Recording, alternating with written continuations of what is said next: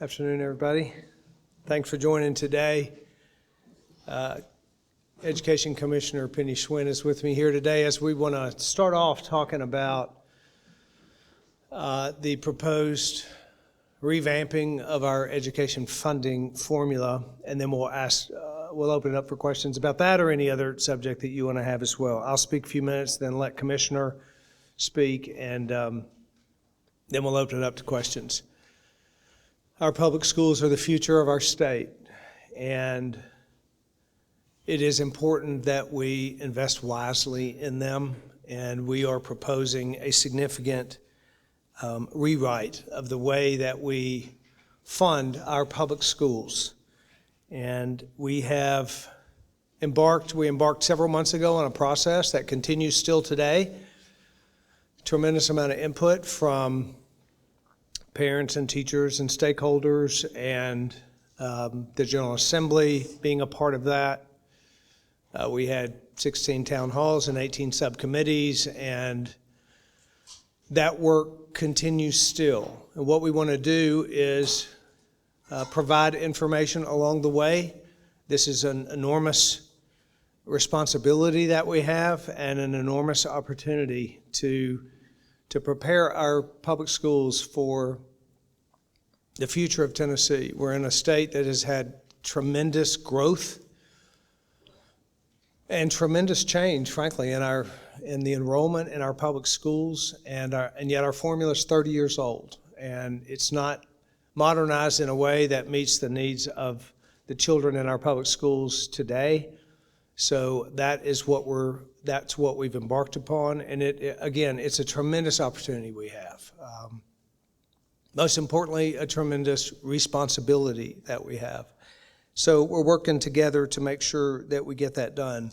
We're also investing significantly more dollars into our public schools, and if we're going to do that, then we ought to invest that in a way that makes sense for kids, that makes sense for the system as it exists today, and so it's important that we do this right.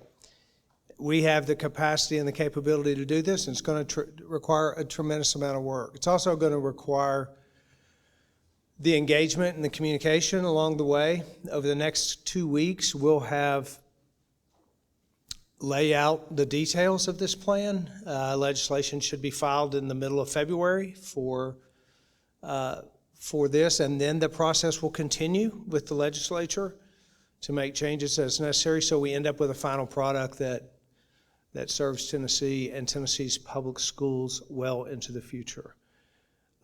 Commissioner, if you would come forth and just provide a little bit about the details that we'll be providing over the next few weeks before the final, it won't be the final legislation, but it'll be the legislative proposal that will become final through the session. Commissioner?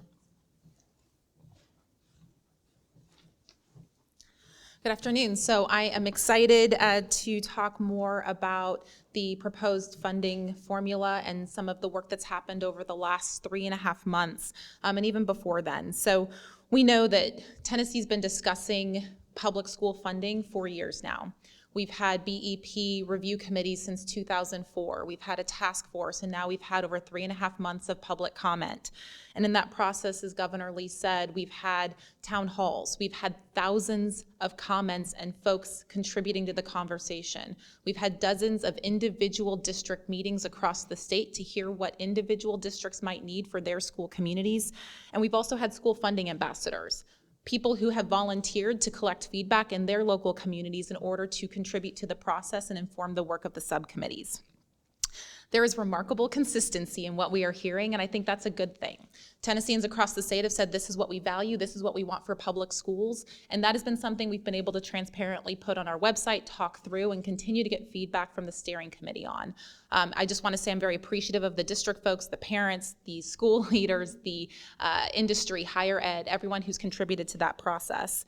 And I do want to say it's time for bold action. I think we have seen states who have gone in circles for years, in some cases decades, with the same conversation and not taken the step forward. There are states right now that are 20 years into their conversation. And so you either have conversation or time for action. And what we know is true is that students are in schools right now. They are in our public schools ready to learn. And part of this conversation is how do we ensure that they learn the most at the highest possible level every single day. I'm very confident that our school systems are working hard. This is an important conversation, an important moment in time. So the proposed formula, called the Tennessee Investment in Student Achievement, or the TISA, is part of the work that will move forward, and it is intended to ensure that every student in the state of Tennessee has the opportunity to thrive. Over the next couple of weeks, what you will get is more information on the subcommittee recommendations. You can see their final policy recommendations as well as their funding recommendations posted on our website now. Next week, we'll provide more information on how those recommendations have come together, as well as having more information from subcommittee members themselves.